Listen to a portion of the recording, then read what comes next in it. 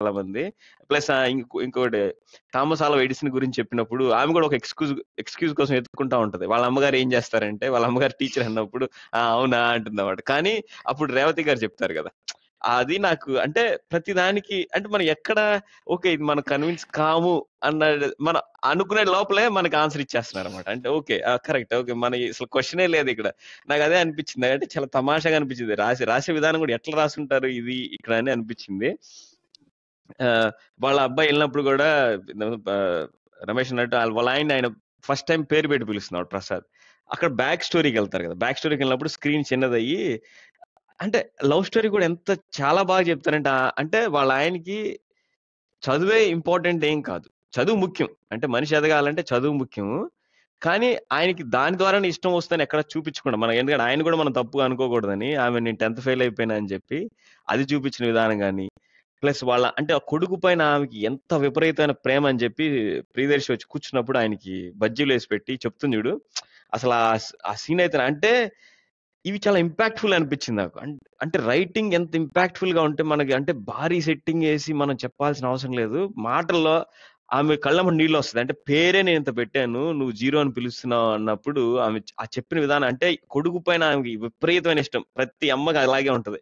వాడు వాడు first rank రా, లేకపోతే వాడు లాస్ట్ ర్యాంక్ రా, లేకపోతే వాడు వాడు ఏదన్నా వాడు దేశ సేవకుడా, లేకపోతే ఇంట్లో కూర్చొని పనికి మాలోడా, అసలు సంబంధం లేదు అమ్మకి కొడుకు అంటే గొప్పోడు. నాకు ఇంకొకటి తిరుపతిని నెరేషన్ గా తీసుకున్నప్పుడు ప్రతి చోట ఆల్మోస్ట్ ప్రతి 10 మాటల తర్వాత 7 కొండల వాడిని ఇంటాక్ట్ చేస్తూ ఒక డైలాగ్ రాస్తారనమాట. క్యూలో నిలబడితే గానీ దర్శనం దొరకదు కదరా, అట్లే గానీ నేను కోపంగా అని నాకు అనిపించింది. అసలు లిటరల్ గా వాళ్ళు తిరుపతి యాస మాత్రమే కాదు 7 కొండల వాడిని కూడా చాలా బాగా వాడుకున్నారు వాళ్ళు అనిపించింది నాకైతే. మీరు ఇంకొక చిన్న విషయం చెప్తాను, తర్వాత నువ్వు ఏదో చెప్తాను. సో ఇక్కడ మీరు రేవతి అంటున్నారు, గౌతమి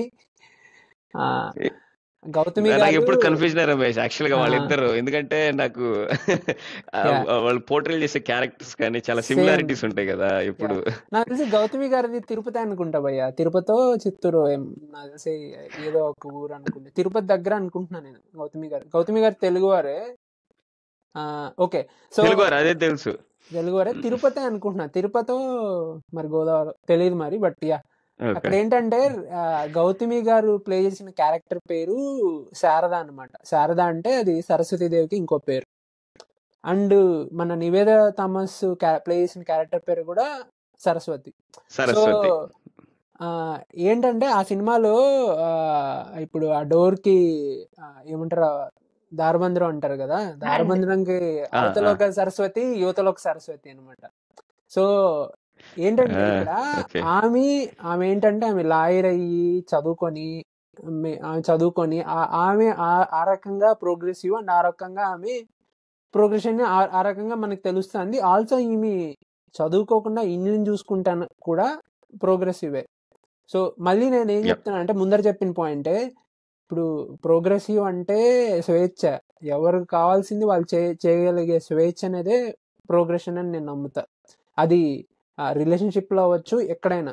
ఇద్దరు వైఫ్ అండ్ హస్బెండ్ ఉంటే ఇద్దరు స్వేచ్ఛ ఇచ్చుకోవాలి, ఇద్దరు ఇష్టం వచ్చింది చేసుకునేదానికి సపోర్ట్ చేయగలగాలి. సో అది ఏంటంటే ఇప్పుడు కొంతమంది ఇప్పుడు అబ్బాయిలు అమ్మాయిలు జాబ్ చేయాలి అని చెప్పి ఫోర్స్ చేస్తారు కదా, జాబ్ చేయాలి అని చెప్పి ఫోర్స్ చేయడం అది ఎంపవర్మెంట్ అవ్వదు. వాళ్ళకి ఇష్టం ఉన్నది చేయాలి, వాళ్ళకి ఇష్టం ఉందా లేదా అడగాలి, వాళ్ళకి ఇష్టం ఉంటేనే వాళ్ళని చేయమని చెప్పాలి. వాళ్ళకి ఇష్టం లేదు అంటే అవసరం లేదని చెప్పాలి. సేమ్ అదే స్వేచ్ఛ అబ్బాయిలకు కూడా ఇవ్వాలి, బట్ ఇవ్వరు. ఎనీవే అదే స్వేచ్ఛ అబ్బాయిలకు కూడా ఇవ్వాలి, బట్ నువ్వు ఇప్పుడు మ్యాన్ ఎంపవర్మెంట్ స్టార్ట్ చేయదు ఇప్పుడు నేను చెప్పిన, బట్ ఇవ్వరు. ఇక్కడ ఆ విషయం ఇప్పుడు ఆమె స్వేచ్ఛ ఉండడం ఒక డైలాగ్ విషయంలో కూడా చెప్తాడు అనమాట. ప్రోగ్రెస్ ఆమె చెప్తాది అంటే ఒకరి మాట ఒకరు గౌరవించుకోవడం, అది నేను స్వేచ్ఛలాగా భావిస్తాను. అంతేగాని బయటకు వెళ్ళి జాబ్ చేయడం ఇప్పుడు కాలం అమ్మాయిలాగా అలా అదే కాదు అని చెప్తాది. అది కాదనుకున్నా అదే కాదు ఇది కూడా అని చెప్తాది. మావయ్య క్యారెక్టర్ లో కృష్ణతేజ గారు చాలా బాగా చేశారు. అందరూ కూడా తిరుపతి యాసలో మాట్లాడినా గానీ ఆయన చాలా పర్ఫెక్ట్ గా చేశాడు. And Yep. మీరు చెప్పినట్టు ఒక రకమైన సరదాగా ఉండే మావయ్య క్యారెక్టరు ఆయన చాలా సరదాగా చాలా బాగా చేశారు. చాలా బాగా ఆయన ఆయన ఇంకా ఇంకా చేయాలి, చాలా సినిమాలు చేయాలి. ఆయన ఇంతకు ముందు మసూదా సినిమాలో కూడా చాలా బాగా చేశారు కృష్ణతేజ గారు. చాలా బాగుంటుంది. యా, కృష్ణతేజ గారు ఫేస్బుక్ పేజీలు చూస్తే కూడా కొంచెం ఒక రకమైన వెటకారంతో కూడిన మెసేజ్ ఉంటుంది. బట్ యా, చాలా బాగా చేశాడు ఆయన. మీరు ఫాలో అవ్వకపోతే ఫాలో అవ్వండి. ఆయన చెప్పే విషయాలన్నీ కూడా అన్ని ఒక సోషల్ నామ్స్ని క్వశ్చన్ చేస్తా చాలా బాగా చేస్తాడు. బట్ అపార్ట్ ఫ్రమ్ దట్ సినిమాలో అయితే ఆయన చాలా బాగా చేశాడు, చాలా అతికిపోయాడు ఆ క్యారెక్టర్కి. అండ్ వాళ్ళ ముగ్గురు మాట్లాడుకునేటప్పుడు ఆ రకమైన ఒక తెలుగు అచ్చ తెలుగులో, అంటే వాళ్ళు బ్రాహ్మిన్స్ అలా మాట్లాడుకుంటారో లేదో తెలియదు, కానీ వాళ్ళ ముగ్గురు కూడా సినిమా అంతా అండ్ వాళ్ళ ముగ్గురు మాట్లాడుకునేటప్పుడు చాలా అసలు తెలుగు అసలు ఇంగ్లీష్ లేకుండా తెలుగు చాలా బాగుండింది. చాలా వినడానికి నాకు చాలా మంచిగా అనిపించింది. ఫస్ట్ టైం మా లాయర్ వచ్చి ఇంట్లో ఉన్నప్పుడు మాట్లాడేప్పుడు అదే నువ్వు చెప్పినదే, స్వేచ్ఛ అంటే అదేం కాదు, ఫస్ట్ ఒక రెస్పెక్ట్ ఉండాలి మ్యూచువల్ గా అర్థం చేసుకొని, అండ్ అదే కంటిన్యూస్ గా అంటే షీ స్టిక్స్ బై ఇట్. అలా అని ఏదో పాతకాలం క్యారెక్టర్ గా అప్రెస్డ్ గా ఉండాలా అని వెంటనే ఒక క్వశ్చన్ వచ్చేస్తుంది. ఆర్ ఈ క్యారెక్టర్ ని ఎక్కడ ఎంపవర్మెంట్ అంటే ఇది కాదు అని, మళ్ళీ ఇది ఎక్కడ కొంచెం తగ్గించి ఇది అవుతుందేమో అనిపిస్తుంది. కానీ బట్ ఆ క్యారెక్టర్స్ మళ్ళీ కలిపి together their friendship how it works and helps each other అనేది, అంటే ఆల్సో ఆ క్యారెక్టర్ కూడా వీఆర్ షోన్ అట్లీస్ట్ లైక్ ఒక్కలే ఉంటూ తనంతా హ్యాండిల్ చేసుకున్నట్టు. And this is more meaningful also for her in that way. అంటే that is also very meaningful life.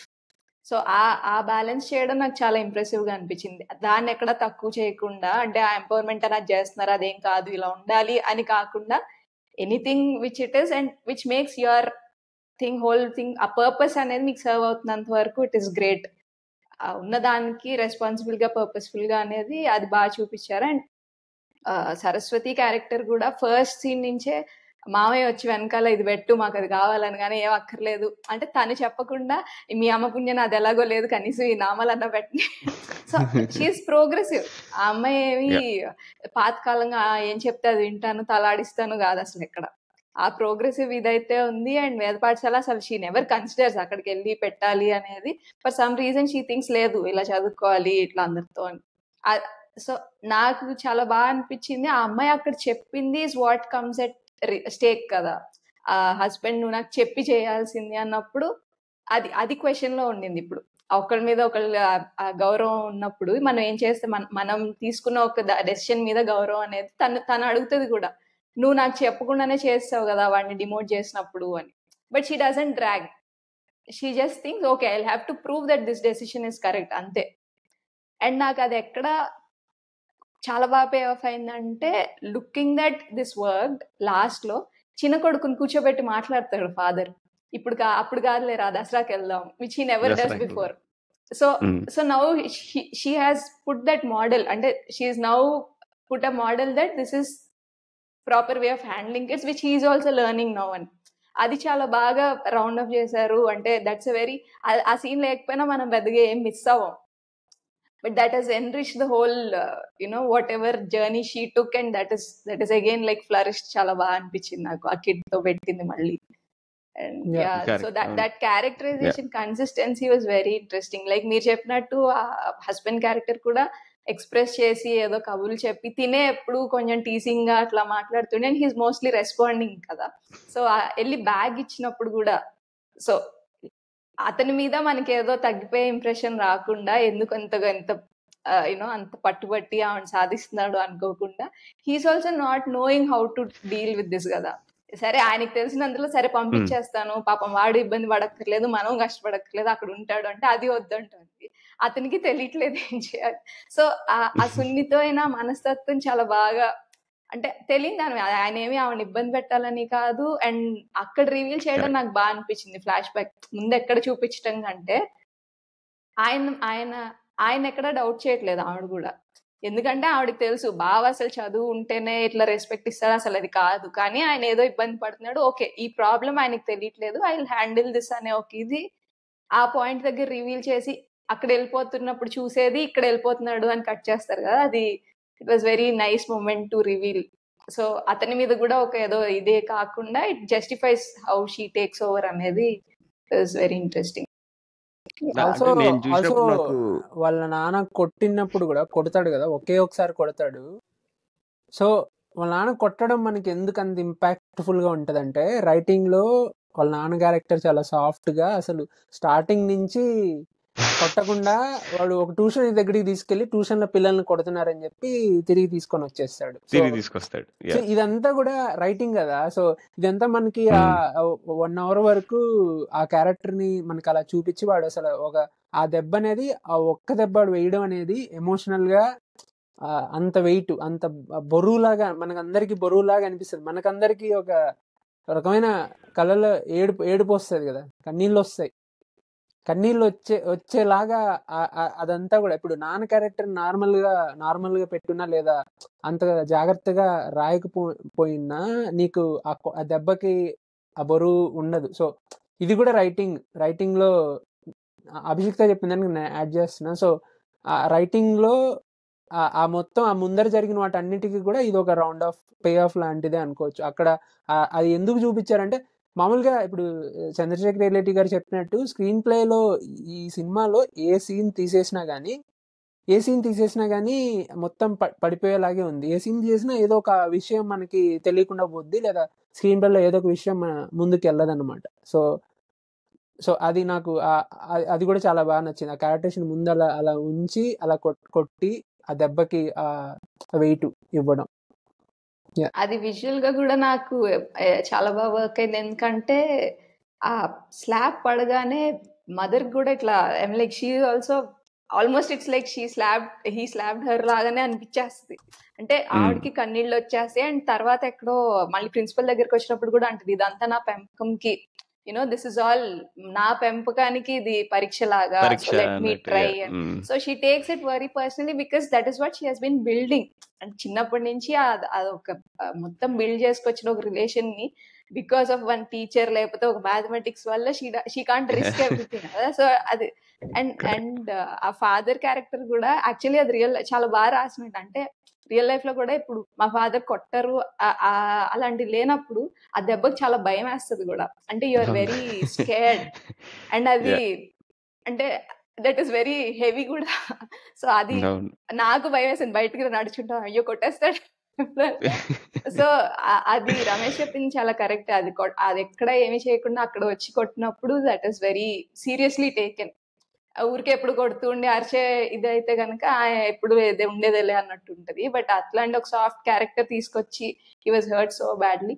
And dialogues కూడా నాకు చాలా బాగా గుర్తుండే, చిన్నవైనా కానీ పవన్ చిన్న కిడ్ 100 క్యారెక్టర్ అతను కూర్చొని నీకు అర్థం కావట్లేదు కదరా, నువ్వు ఎందుకు చదువుతున్నావు, నీకు ఎలా వచ్చేస్తుంది 100 అనగానే, అప్పుడే కదా మా ఇంట్లో గిఫ్ట్స్ ఇస్తారంటే ఇలాంటివి చేసిన తర్వాత లంచాలు తీసుకుంటున్నా.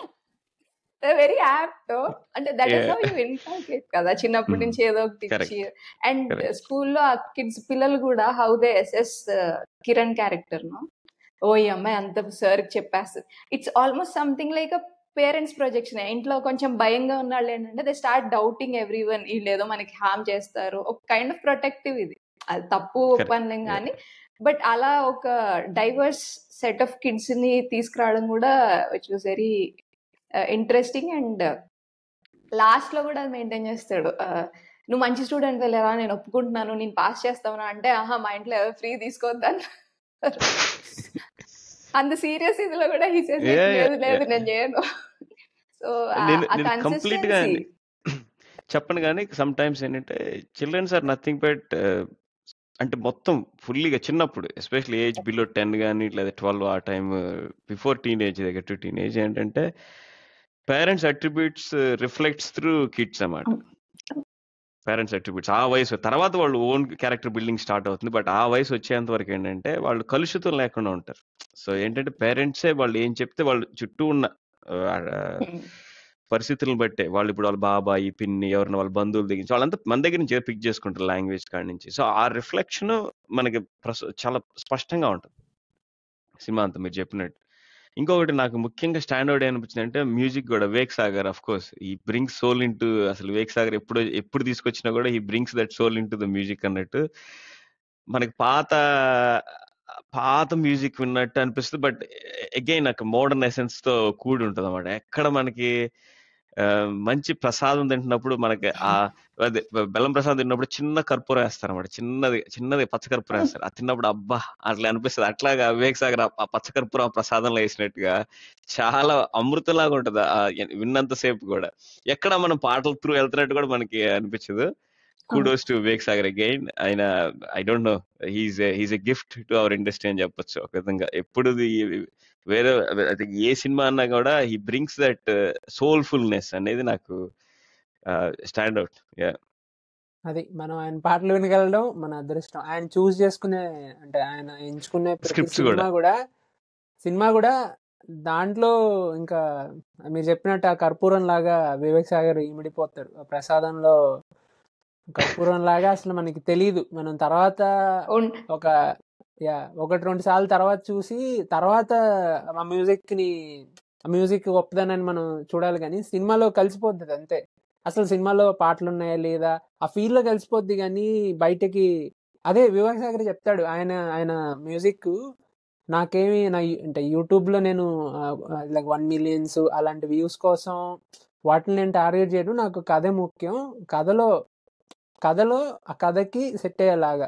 సో ఇప్పుడు అవి యూట్యూబ్ లో అంత పాపులర్ కాకపోవచ్చు, కానీ సినిమా చూసినప్పుడు, సినిమా ఎన్నిసార్లు చూసినా కానీ ఆ సినిమాలో ఆ సాంగ్ మీరు చెప్పినట్టు కర్పూరం లాగా కలిసిపోద్ది. అండ్ ఆ ఫీల్ అయితే మనకి మనం మిస్ అవ్వం. అభిషిక్త మీరు ఏదో చెప్తున్నారు. ఏం లేదు, కర్పూరం అనగానే అదే అంటే తినేటప్పుడు అది చాలా బ్లెండ్ అయి ఉంటది, బట్ ఒకవేళ లేకపోతే తెలుస్తుంది. దట్ ఈస్ వెరీ ఇంట్రెస్టింగ్ అయితే. సో అంతే, మనం గుడికి వెళ్ళినప్పుడు మనకి తీర్థం ఇస్తారు కదా, తీర్థంలో మనం తీర్థం తాగినప్పుడు అబ్బా చాలా కమ్మగా ఉంది అనిపిస్తుంది. చిన్నదే పచ్చ ఇంతే వేస్తారు యాక్చువల్ గా బెల్లం ప్రసాదంలో కూడా, కానీ అది ఆ ఎసెన్స్ ప్రసాదం, మన ప్రసాదం తినగా అబ్బా ఎవరన్నా మనకి బాగా వంట చేస్తే కూడా అబ్బా ఇది ప్రసాదంలా ఉంటుంది అంటాం కదా, అంటే అది అల్టిమేట్ అన్నట్టు. నాకు అది వివేక్ సాగర్ బ్లెండ్. నాకు ఇంకొకటి ఏంటంటే ప్యారలల్ గా నాకు సినిమా ఆద్యంతం చూసినప్పుడు నాకు పర్సనల్ గా అనిపించింది ఏంటంటే, ఒకటి ఫాదర్ క్యారెక్టర్ లో ఏంటంటే సమస్య వచ్చినప్పుడు తప్పించుకోవచ్చు అన్నట్టు కొద్దిగా చూపిస్తారు. అంటే ఏంటంటే ఓకే ఇది కుదరట్లేదు కాబట్టి వేద పాఠశాల.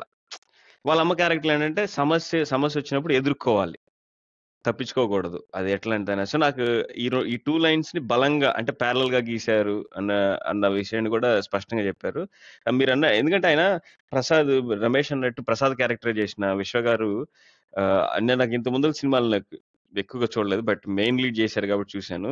ఆయన ఆ కొట్టేటప్పుడు ఆ ఫేషియల్ ఎక్స్ప్రెషన్ ఉంటది, అంటే హీ బ్రింగ్స్ దట్. అంటే మొత్తం అప్పుడు దాకా ఆయన చాలా చాలా సాఫ్ట్ గా ఉన్న ఆ కోపాన్ని చూపించే విధానం కూడా బాబుని కొట్టిన మనం కూడా ఆ ఇంపాక్ట్ ఫీల్ అవుతాం. వాళ్ళ వైఫే కాదు, మనం కూడా అమ్మో అన్న మనకు కూడా ఒక నిమిషం అనిపిస్తుంది అన్నమాట, దీనికి నిజంగానే కోపం వచ్చిందిరా అన్నప్పుడు. లేదా వాళ్ళిద్దరు ఏం చెప్పాలా, కోపంగా సంభాషించుకోవడం, వాళ్ళిద్దరు అరుచుకోరు ఎక్కడ. కోపంగా సంభాషించుకున్నప్పుడు కూడా చాలా సటల్ గా, అంటే ఆయన ఫేస్ లో ఉన్న కోపం మనకు కనపడుతుంది, ఆ కామ్నెస్ కూడా ఉంటది. కోపం కామ్నెస్ రెండు ఒకటేసారి తీసుకురావడం అనేది చాలా కాంప్లెక్స్ క్యారెక్టర్ అనిపించింది ఆయన వరకు అయితే. ఎందుకంటే వాళ్ళ అమ్మగారి క్యారెక్టర్ నివేదా థామస్ క్యారెక్టర్ కొద్దిగా ఆమె ఏంటంటే కొద్దిగా ఆమె ఎక్స్ప్రెసివ్, చాలా ఎక్స్ప్రెసివ్ గా ఉంటారు. సినిమా అంతా ఎక్స్ప్రెసివ్ గానే ఉంటారు.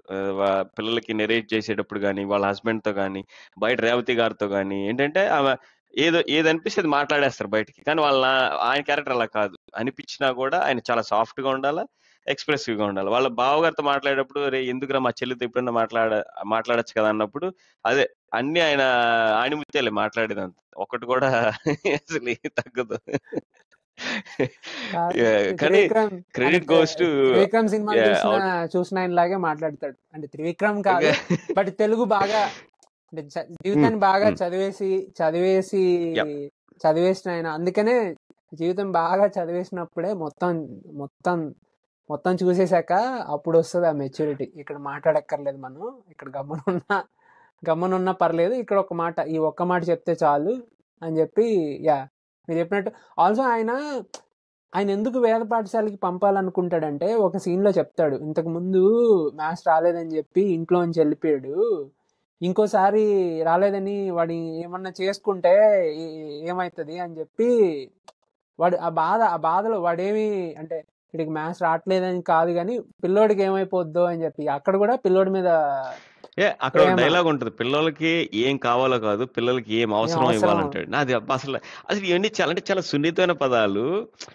నాకు అదే అనిపించింది, అంటే సరళమైన భాష, మనకి ప్రాసలా కూడా అనిపించదు. అది నాకు గొప్పతనం ఏమనిపించింది అంటే, బాగా భాషని ఒక టీ కాసేపు డికాషన్ లాగా తీసుకొచ్చినట్టు, బాగా భాషని మరగబెట్టి దానిలో ఉన్న అమృతాన్ని బయటికి తీసినప్పుడు కూడా తీస్తే ఆ అమృతాన్ని పదాలుగా మార్చి చాలా సున్నితంగా, అంటే నాకేమనిపించింది సినిమా చూసినప్పుడు, ఇలాంటి డైరెక్టర్లు బాగుండాలా, ఇలాంటి వాళ్ళు 10 సినిమాలు కాదు ఇంకొక 100 సినిమాలు తీయాలని నేను మనస్ఫూర్తిగా కోరుకున్నా. అంటే ఆంగ్ల పదజాల ప్రభావం మన భాష పైన ఎక్కువగా ఉన్న సందర్భాల్లో కూడా ఇలాంటి మన మీద అవును ఎస్పెషల్లీ ఎందుకంటే మనం ఇప్పుడు తెలుగు మాట్లాడాలంటే కూడా ఎత్తుకోవాల్సి వస్తుంది మనకి. అంత సరళంగా ఆయన చెప్పాల్సిన విషయాన్ని గట్టిగా చెబుతూ ఎక్కడ ప్రాస అనిపించకుండా మనకి ప్రతి ఒక్కటి మనకి మీనింగ్ఫుల్ అనిపించేలాగా ఒక కోట్ చెప్పినట్టు అంత బాగా చెప్పడం అనేది, నాకు ఇలాంటి డైరెక్టర్లు బాగుండాలా, చాలా మంచి సినిమాలు ఇంకా తీయాలనుకుంటా నేనైతే. నా పర్సనల్ ఒపీనియన్ అయితే అది. మదర్ ఫాదర్ రిలేషన్ ని లైక్ ఎలా బ్యాలెన్స్ చేస్తుంది ఇద్దరు అంటే, ఆయన అంతే. సో ఇప్పుడు ఆయన ఏదో కొత్తగా మార్చి ఆయన ఎక్స్ప్రెసివ్ గా చేసి, లేకపోతే ఆయన ఏదో ఇనిషియేట్ చేయడం కాకుండా, like how she manages around it and he is also managing around it అనేది.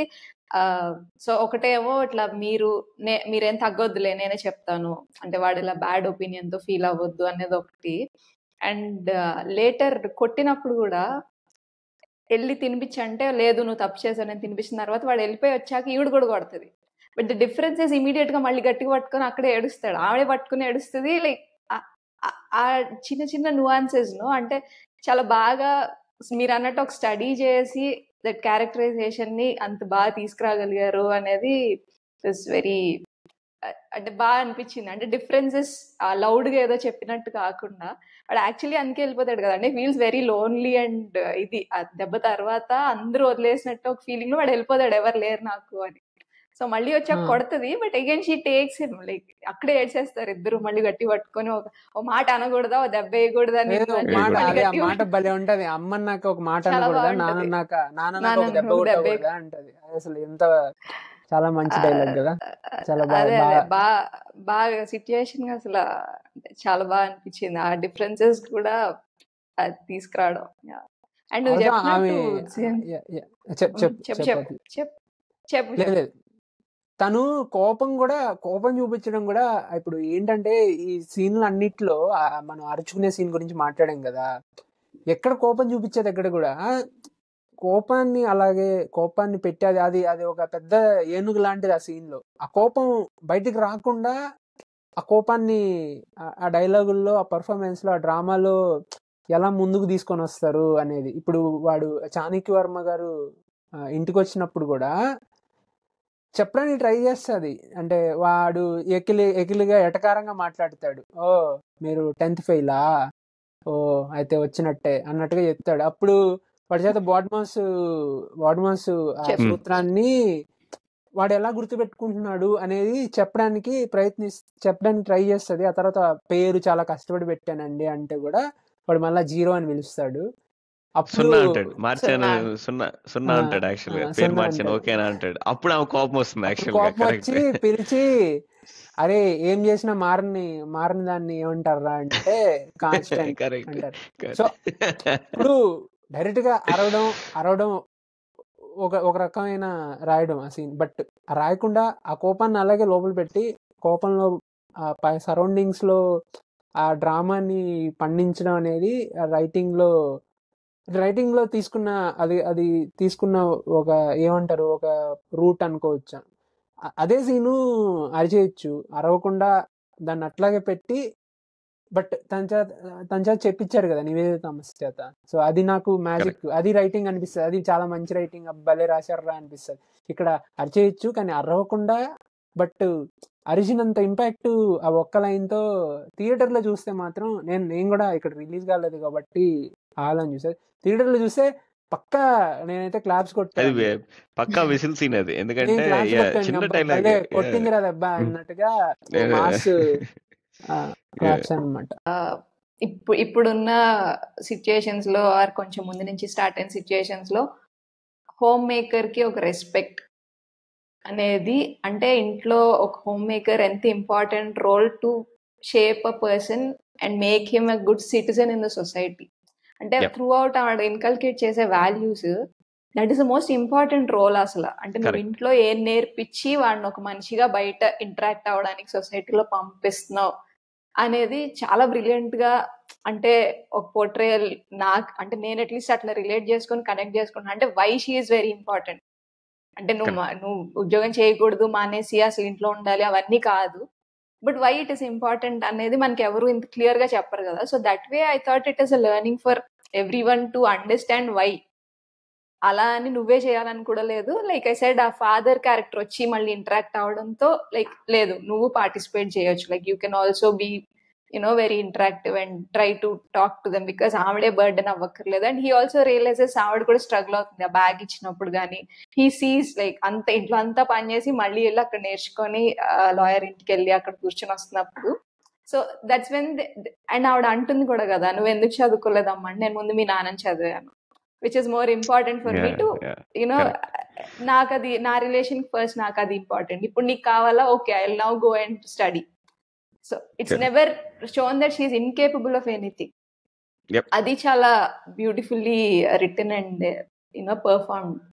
That was my very nice impression about how it was portrait. చాలా బాగా చేశారు. అంటే ఇట్స్ నాస్టాలజికల్ రైడ్ మూవీ పరంగా అయితే. ఎవరన్నా చూడకపోతే మాత్రం ఓకే ఫైన్, ఒకవేళ థియేటర్ మిస్ అయినా కూడా ప్లీజ్ వాచ్ ఆన్ ఆహా ఓటీటీలో ఉంది. Please must watch, it's a must watch movie.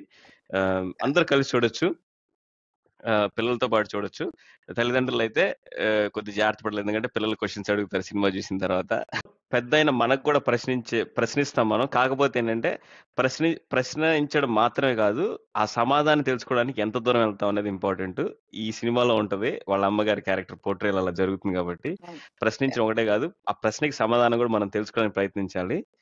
ప్రయత్నించే వాళ్ళందరూ సినిమా స్లెట్ని సబ్స్క్రైబ్ చేసుకోండి. కంటిన్యూ